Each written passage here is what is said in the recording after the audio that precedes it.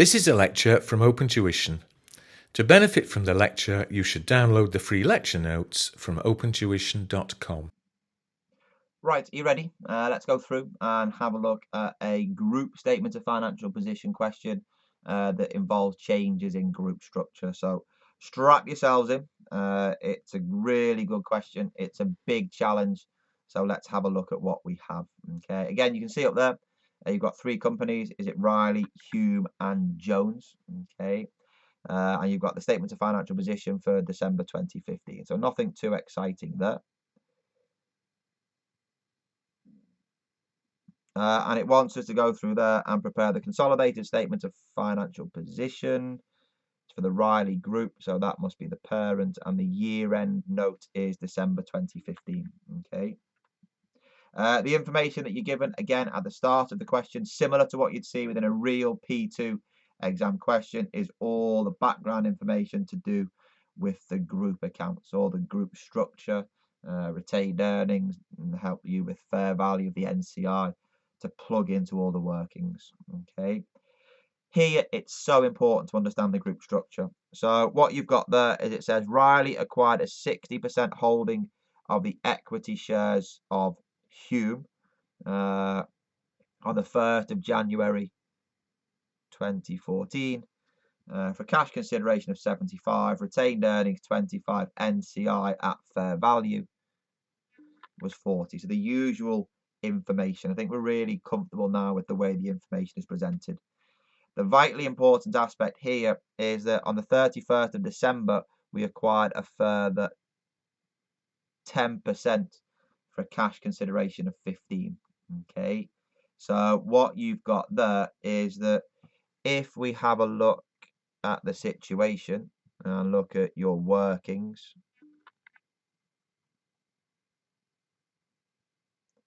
and look at our group structure, we've got the Riley that owned, was it 60%? Yep. Of Hume.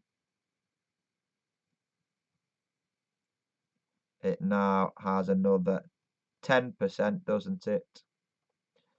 And what you've got there is that we previously had 40% as the NCI. There is now a 30% NCI. Okay. And that change happened at the year end, didn't it? That change took place on the 31st of December 2015. So the change in the non-controlling interest, that reduction in the NCI takes place right at the last second of the year end. Okay, so we'll need to work out what the NCI is immediately before that change in ownership and then adjust the NCI. The second situation that you've got is it says Riley acquired 90% of the shares of Jones. So again, Jones is a subsidiary. That's on the 1st of January 2014, so at the start of this year. Again, usual nonsense. Cash consideration 120, retained earnings 35, NCI again at fair value is 13 million. The big change here now is that at the end of the year, you disposed of 20% of the shares in Jones. So what you've got there is that you have Jones. You previously owned 90%. You disposed of 20% to take you down to 70. The non-controlling interest was 10. The non-controlling interest is 30. So what you've got to do there is you need to give the non-controlling interest 20% more, isn't it, of the subsidiary. So we need to give it 20% more of the net assets and 20% more of the goodwill, isn't it? Okay, so it's vitally important that you make that distinction in terms of what is happening. Okay, yeah, when you look at the acquisition and Riley acquiring more in Hume, the non-controlling interest is reducing, so we're giving back to the non-controlling interest some of their NCI. Okay, so here what's going to happen is that if the NCI was 40, it's now 30. We're going to have to give, is it 10/40ths of the non-controlling interest at the 31st of December 2015, isn't it? However, with regards to Jones, be very careful. We're giving the NCI more of the net assets. So the net assets of the sub plus any goodwill. Okay, so that's going to be vitally important in terms of the calculations, which we can then feed in, if you like, to the workings. Key bit is at the end of the day, we still own 70%. We still own 70%. So Riley's the parent, Hume is the sub, Jones is also the sub. So we're just going to consolidate them as normal. Okay, so we still need to add across the assets, the liabilities. We still need to go through there as well and play around, don't we, with regards to calculating the goodwill. And then we can think about the NCI and the group retained earnings. Okay. So let's have a look. Having already looked, was it at working number 1, your group structure? Let's go through there and have a look, shall we, at working number 2. Working number 2 is looking at the net assets, and we're going to first of all look at Hume. So looking there, is it at the reporting date,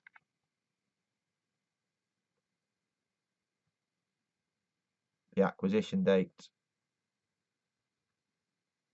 and post-acquisition. Okay. So remember, share capital and retained earnings. There may be some more we don't not yet know. But remember, the reporting date figures come from the SFP, don't they? So we need to go back to Hume's SFP and find out the share capital and retained earnings. What you can see there, share capital 80, retained earnings 65. Again, here we're working in millions because that's how the financial statements are prepared. Okay. So share capital 80 at the reporting date, 80 at acquisition. What were the retained earnings? The retained earnings of Hume were 25 million. So I can add in 25 million there. No adjustments because, again, I'm keeping it as simple as possible. I want you to understand the group aspects before things get more complicated. So is that 145 and is that 105 post acquisition 40? Okay, excellent. Everybody happy with that there? Okay, excellent. If you want to go through and do it yourself, you could go through there and think about Jones. So you can do Jones's net assets, and then what you could also go through and do, just to keep yourself involved, you can do working number 3 and have a go at the goodwill. Okay, so what you can do now, if you want, stop or pause the video and then come back once you've worked out Jones's net assets and once you've worked out the goodwill for Jones and also Hume. Okay, so stop the video now. And hopefully now you've restarted it. Okay, did you do it yourself? I hope you did. You've got to try and keep involved and keep working it through. So what we've got, hopefully, these are the figures that you've got. Okay, so at the reporting date, at the date of acquisition, and is it post acquisition? Again, sorry to bore you with the same speak, but it helps it sink in. The statement of financial position is where you get those figures for Jones, and they are 75 and 45. Hopefully that's what you had there, wasn't it? 75, 45, share capital, retained earnings. Copy across the share capital. Hopefully you've already got all this down because you did it yourselves. And the retained earnings were there as 35 million. Again, no book value to fair value adjustments. 110. And is it 120? That gives me there, is it 10? Okay. Goodwill, hopefully you laid it out in columnar formats because that should make it a bit easier. So we've got Hume on the left, Jones on the right. The fair value of the consideration, essentially how much did we pay for each of them. We paid 75 for Hume and 120 for Jones. So 75 and 120. We then add on the non-controlling interest, which I think here was at fair value. So the non-controlling interest at fair value, 40 and 13. And then we can deduct working number 2 at the date of acquisition, can't we?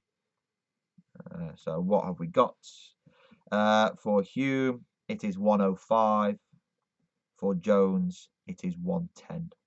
Okay, so deduct 105 and deduct 110.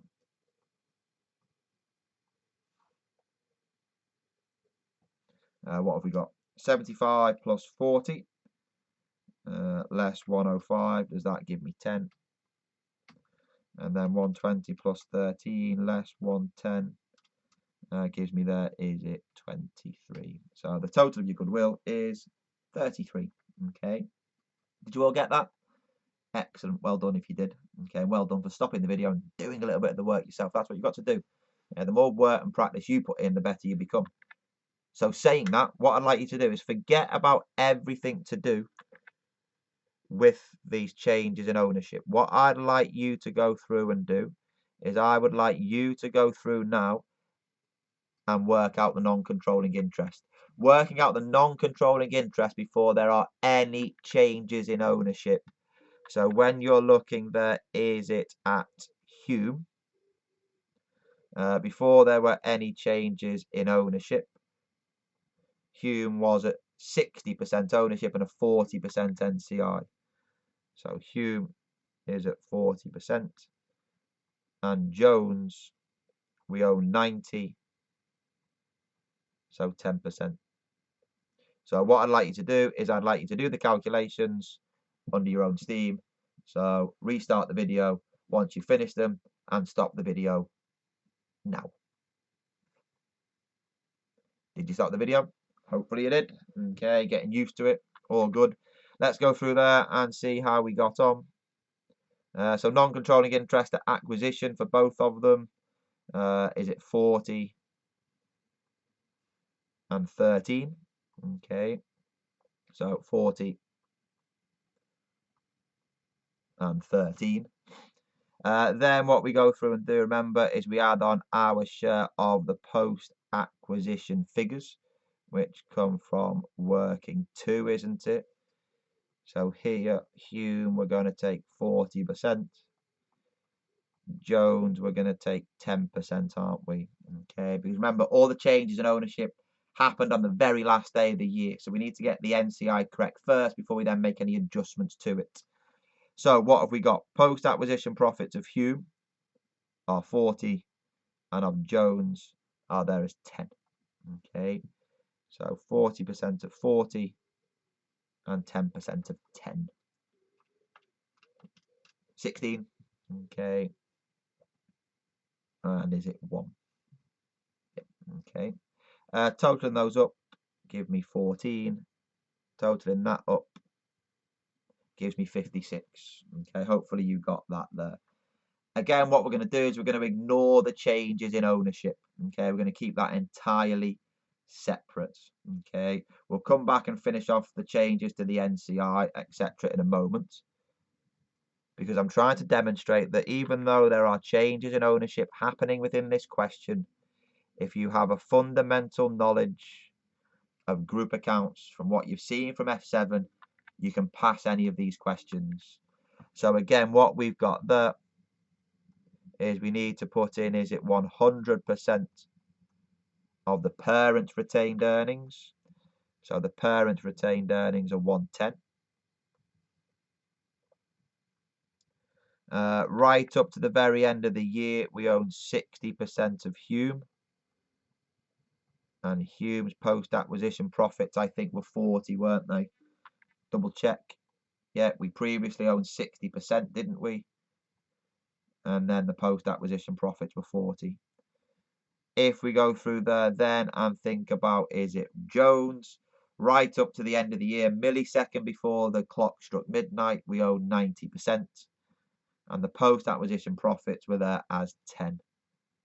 So we're going to add in 90% of the 10 from working 2.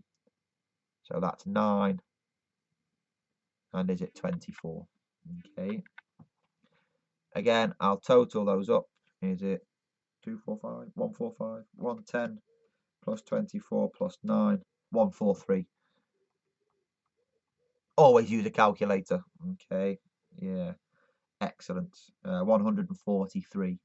Again, let's carry on without thinking about the changes in ownership. Working number 6 is our group other components of equity. And again, we start off with 100% of the parent. 100% of the parent, other components of equity are 10. There is no post-acquisition movement in any other component of equity with regards to either of the subs. Okay. Could you do all of that in the exam? I have every confidence in you doing that within the exam.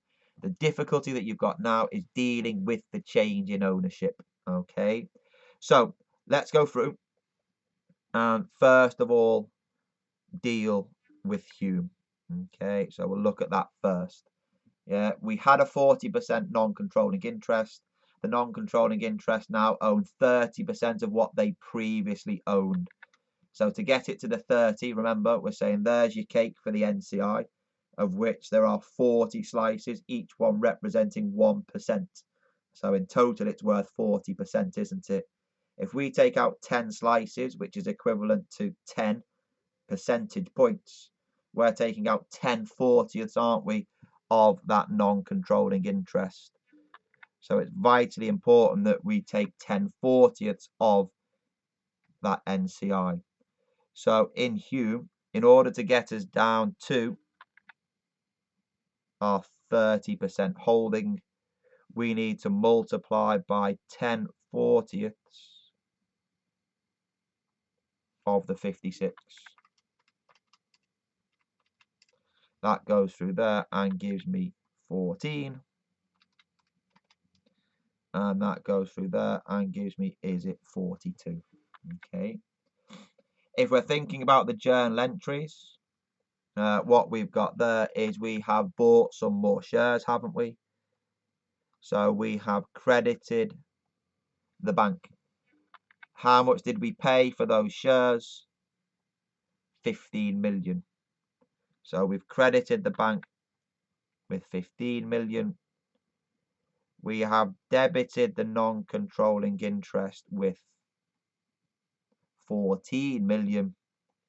The balancing figure is a debit to other components of equity, which is 1 million. Okay. We've effectively processed the debit to the NCI because this 42 is what will appear on the group statement of financial position. Okay, so we've already processed that. We need to process the debit to the other component of equity, which is there as 1 million. So a debit reduces your other component of equity. So that's in relation to Hume, isn't it? And we can take that from our working for. Okay. We don't need to go through there and adjust, is it for the cash entry? Because they've already adjusted for that within the financial statements. They will have credited the bank and then they will have gone through there and changed, if you like, the value of the investment. Okay, debited the investment, so to speak, because they legally have bought more shares. Here, we're just over there. We're just accounting for the substance. Okay, so the credit to the bank we can ignore because they will have already processed that. The only reason why I'm writing it out is to work out what the balancing figure is to your other components of equity. Okay, excellent. In terms of what then happens, is it with Jones? We'll look at that next. So Jones's NCI was 10%. We're now giving them 20% more of the subsidiary. So what is the subsidiary worth? Well, the subsidiary is valued based upon the net asset and the goodwill. So what we're going to go through and do there, in terms of our calculations, we are going to go through there and take 20% of the net assets at the date of change, which is the end of the year, and add on any goodwill. So the goodwill figure of Jones is 23, and the net assets at the year end are 120. So if we go through that and do 120 plus 23, 120 plus 23 is 143. 20% of that is there as 28.6. So the non-controlling interest increases by that 28.6, because remember, we are selling the shares, and as we sell the shares, the non-controlling interest begins to increase, doesn't it? So here, as we sell the shares, we are going to debit the bank. How much did we sell those shares for? Well, we sold those shares for a cash consideration. Is it there? 35 million. So I debit the bank with 35 million. I credit the non-controlling interest with the 28.6 million.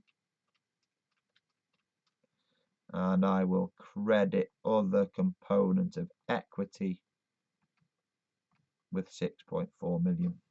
Okay, again, that credit entry is a balancing figure.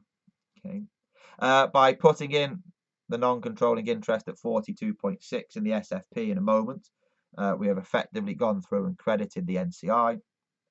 I need to credit other components of equity with his at 6.4. So I will add 6.4 to do with Jones, which has come from working for. So if you want, you could total that up. Does it give me 15.4? Okay, yep, 15.4. And then what you've got, again, you don't need to concern yourselves in working number 4 with the debit entry to the bank, because that will already have been dealt with within the parent's books, whereby they debit the bank and credit the investment based upon the legal side of the accounting treatment. Okay, and breathe. Okay, we've done all the workings. We need to give ourselves a bit of time to actually do the consolidated financial statements. So what we've got there in terms of our consolidated financial statements is we need to go through, don't we, and prepare the group SFP. So there we need to begin to go through there and start to consolidate by adding, by adding things across on a line by line basis as the